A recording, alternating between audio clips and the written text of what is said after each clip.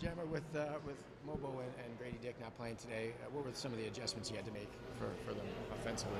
Yeah, I think one with Grady not being able to play today, it really gave Jacoby a chance to be more in that ball handling position and handle the ball more. So that was good for him to see him sort of be in that situation. Obviously, he got more threes up. He's got to work on making those threes, but really good for Jacoby. And then I think with Jonathan, it gave Dylan a chance. I thought Dylan played good minutes for us today. You saw his ability to shoot the three and then continue to work on his defense. Did you like the looks overall, or was Utah doing something that kind of thwarted what you were trying to do offensively? Yeah, so I thought Utah did a great job. They're switching 1 through 5, and I think for us it was a good learning game to figure out what does that look like. How do we sort of play offense versus that switching 1 through 5, finding the cutting, finding the next actions. That's where we weren't great today, but that's obviously we watch the film and get better at it next game. Javon Freeman-Liberty stepped up again offensively, same thing as last time when those guys went down. We know he can score, but what are some of the progressions that you're seeing from him? Yeah, I think for Javon, it's obviously as a proven scorer, it's what does he do with more size, and Utah brought that to the table with bigger players as he got to the paint. So it's him learning, can he make the finish or make the kick out? And it's just that decision. It's a very subtle decision of when he can pass, when he can finish, and that he got some good chances of that today. What are you seeing from Chomche? I thought probably his best game. Yeah, really impressed. I think Ulrich is someone who plays super hard every possession. That's really great to see. And today you saw him running to the rim, setting screens. We've kind of been trying to refine his pick and roll coverage a little bit. So he's working on that. He's such an active learner, always trying to do the right thing every possession. For guys like that are so raw, are you able to see progressions from one game to the next that are pretty significant? And what are those for him? Like, what would you like to see from him next time? Yeah, I think Ulrich, the answer first is yes. I think players do grow, and they figure out what's next and what sort of area they need to grow in. And as a coaching staff, it's our job to show them the film and be like, here's one specific area you need to improve in. And so I think for Ulrich, it's sort of the big one was his pick and roll coverage, where he was super aggressive, which is such a great trait to have, but almost too much so, where he's putting 2 on the basketball and just being down 1 or 2 steps. It's my first game here, but what I'm noticing from this bench is that they're all behind each other. Is there something different about this year's Summer League team that we're not seeing? It just seems like everybody's with each other. Thanks for joining us, Randy. I'm glad you're here. But I think that it's important that the team really, it's a team. Yeah. And I think we've had a short window to get together, but we're working on being together. The guys really like each other. The guys enjoy playing for each other, and they want to cheer each other on. On any good team, you know that's the case. And we've seen that on the bench. You see our energy. And even after a loss, they're picking each other up, supporting each other, wanting each one to be successful. I think basketball is interesting because as individual players get better, the team looks better. And as the team looks better, that goes back to the individual. So everyone can grow in this opportunity. And so it has nothing to do with your positivity? No, nothing at all. All right, Coach. So you mentioned Utah was switching 1 through 5. They had a lot of size and athleticism out there. It creates a lot of difficulties for your guards to have to create more. With Jamal in particular, do you want to see a little bit more from Jamal offensively or anything different offensively? I think firstly with Jamal, can he play faster? That's sort of the first area that we want to improve with him. Can he attack with the ball with more pace and more force before the defense is set, before they can get into their switching package? And then secondarily, can he be more of a cutter? I think he really relies on his pick and roll offense where he's handling the ball. But again, if he's off the ball or if we're in sort of any of our split action, what does his cutting look like and doing that with more force? Okay, Jacoby, seems like obviously in this game he couldn't really get the shots to drop, but he seems to have a really good knack for drawing fouls. Where do you think that comes from? Yeah, I think he's a basketball player. He's a pure kind of scorer. He knows how to manipulate the offense and get to the spots he needs to get to. I agree, his shot wasn't great today, but that's immaterial for us. If he's getting the right shots, that's what matters. And I thought Jacoby was taking some good shots. So they'll fall over time. But learning how to sort of work with the referees a bit in terms of some of the shot fake stuff and getting his body wedged in where they're forced to call fouls was really good. DJ, just how did the game plan change offensively for you with Grady not in the game? Yeah, I mean, Grady's a big part of our offense, just bringing scoring, bringing energy on that side of the ball. So, as you can see in that first half, we got a little stagnant and kind of got loose with the ball there and kind of lightheaded. We didn't really know what to do with it. So we just got to be more assertive on offense and know that when we lose a guy like that, some guys are going to have to step up and play different roles and be that aggressor. And because our team needs that. Our team needs a guy like Grady, a guy getting downhill, doing other things around the ball, off the ball, and stuff like that. So you could definitely tell that we missed him today, but we need other guys, step up and perform in that moment.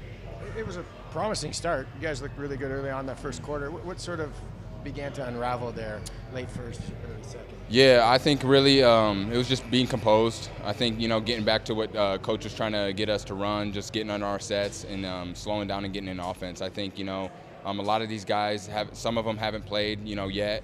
And it's really just getting comfortable playing with each other. You could tell that, we hadn't really played with each other and we were kind of just looking confused out there and not on the same page and stuff. So it's really just, you know, having that open communication with each other and being on the same page, and then going from there. Just everybody has to have an aggressive mindset and you know, have to have the will to win. So. And for you personally, your game, where have you seen the biggest progressions here from game 1 in Summer League to game 3? For me, I'm just trying to you know, bring the energy on the defensive end. I'm trying to, you know, set the tone and just bring ball pressure. I think that's one emphasis that, you know, that the team has really put on for us this Summer League is just ball pressure, especially for me. And so I'm just trying to set the tone with that, and then get other guys involved, get downhill and make plays. You know, I think I need to, you know, be a little cleaner on that side of the ball, but, you know, I feel like just as long as I keep bringing on the defensive end, it's going to carry over into the offense and hopefully give my guys some energy and me myself. DJ, how was last season for you? I know you signed with the Raps and then you got injured. First off, I don't even know how you got injured, but how was last season's experience for you? It was great. It was great just being with the team, the Raps, just learning, you know, the offense, getting closer with the team and all that. That helped me, you know, feel more comfortable in this atmosphere, being with the team in Summer League. So the injury, you know, it was a big injury. It's one of the biggest I've had in my career, so it definitely was a setback. But as of now, I feel healthy. I feel great right now. It's more so just, you know, getting back into live play. I haven't played a game since February. So it's really just, you know, getting comfortable, finding my game back within that on the offensive side. But other than that, you know, just trying to take care of my body every day, do all the little things, and, you know, make sure I'm, you know, maintaining up and taking care of myself. What was the mental side of that? Like you mentioned, it's one of the biggest injuries you've ever had. Like, how was it in terms of just like staying focused, staying ready, like you are right now? Yeah, I mean, it was very hard to. Luckily I was able to, you know, be with the Raptors and, you know, be with their training program, and they helped me, you know, get back on my feet and stuff and get back to 100%. So that I was blessed to be in that position. But it was very hard setback for me mentally and physically, something I hadn't been through before. So it was a learning experience for me. I took a lot from it. It helped me, you know, on and off the court, and helped me, you know, learn to just control the things I could control and get back to, you know, playing the game I love. So. And then in terms of, you know, the rest of Summer League going forward into training camp as well, what are some of the conversations that you've had with coaches in terms of what they want to see from you and sort of how you sort of get more minutes and, you know, find a more permanent spot? What they want to see from me is just really defense. Bring that they need that dog on defense just to, you know, pick up. Like I said, bring that ball pressure, but also just bring kind of an excitement and energy and athleticism to the game that not a lot of people do. And whether that's getting downhill, hitting the corner man, playmaking, just running in transition. I need to bring energy on both sides of the floor and use, you know, my God-given talent of athleticism and stuff like that, and use that and bring that to the table. So that's really what they really want to see out of me, just being confident, playing free, and, you know, not thinking and keeping a good attitude out there. So I'm imagining, like, practices are just you and Jamal picking each other at full court? No, it's definitely a battle, yeah. Me and Jamal definitely go at each other. I mean, I'll have scratches. I'll be bleeding in practice, right, a day before a game just because me and Maul are going at each other. But we're pushing each other, and it makes each other better. And me and him have gotten really close off the court and stuff, so it's been cool to, you know, just connect with a guy like that, high-class, you know, player and stuff. But we have similar games in different ways, but it's fun just, you know, kind of attacking and being on the same court as him, and you know, kind of having that identity as defenders. Gotcha. Thank you. No, of course. Heck of a block late there. Thank you, yeah. No, I wish I could get more. I mean, I saw him, I thought maybe he'd toss a lob, but then I saw him fully commit on the rim, and I was like, I don't think he knows how much spring I got, but yeah, I mean, I feel like, you know, my body's getting there. I'm trying to, you know, maintain it and stuff like that, and it's not 100. I don't feel as athletic as I should be, but I definitely feel good out there. Feel, you know, like I'm getting there and making progress, and I'm excited for what's coming. How do you feel like it went for you today? There's still more room to improvement. I think I just have to stay aggressive, play hard, and be hungry, and the best is still to come. So this game was a learning game. I'm going to have great people around me, the staff, so we're going to go back, going to watch film, and that from there, I'm going to try to overcome from that and learn from this game. Mm-hmm. Yeah, I mean, walk us through your journey so far in terms of when you started playing basketball to this point right now where you're drafted in with the Raptors. Sorry, say it again. Can you walk us through like the places you played before coming to Raptors? Like I always say, I'm from a small village in Cameroon. Okay. From the west part, my village is called Bafang. I'm a farmer, so I come from a place where everybody are farmer. and that's where everything started. So from there, I went to NBA Academy. That's where I learned how to play basketball the right way,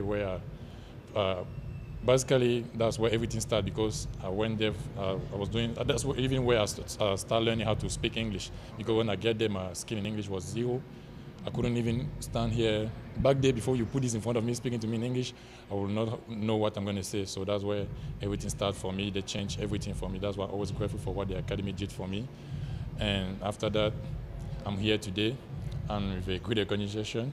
They take care of me like I was their son, because everybody in the organization take care of me like I was their ensemble. So I have a lot of parents. So I'm grateful to be there, and I hope the future is going to be bright. Can I ask you, what were you farming? You were actually a farmer? Yeah, I am. Okay. What'd you grow? Beans, banana, coffee, cacao, corns, potato, sweet potato, a lot of stuff, a lot. Yeah. Okay, that's cool. So when did the Raptors come into the picture? You mentioned you had a lot of support here. When did you first get to know people from the Raptors? Sorry? When did you first get to know people from the Raptors? I don't understand that question. When? When did you first meet the Raptors? When did I People face? from the Raptors? Or people from the Raptors? Yeah. First of all, the president of the team is how can I say that? I'm a rich fan because I always look up for him. Not just for who he was, not just for who he is, because what he did for Africa. He done a lot for Africa, and I look up for him every time because I want to do the same. I want him to help me to put Africa on the map because he did a lot from our continent. Even that young man over there, I don't know if I have to say young man, but Mr. Pat, I think he's the first one that I always, from the after that, everywhere I was playing, I was always see him somewhere sitting. I was like, who's this man who's always there during when I'm playing? So yeah, I think he's Mr. Pat and the president of the team. And who else? Some people too, even Josh. Okay. Yeah. Yeah. Nice. Describe what this summer league experience has been like for you. Has it everything you thought it was going to be, or anything surprise you? I think this is a big thing for me to showcase my talent and represent my continent and try to learn from this, because we will have a lot of games. So I'm not going to bias myself to what I did today. So there's a lot of more games to come. And so far I've done some basic stuff to help my team, and because I help them to help me, because at the end of the day, they want me to be better. So I think this summer league is the best thing for me to show them what I can do now. They're going to see who am I. They're going to try to polish my game, and if they see that there's some stuff that they have to add on my game, they're going to do it. So based on this, they're going to see who I am, so they're going to develop me, and that's what I'm grateful for.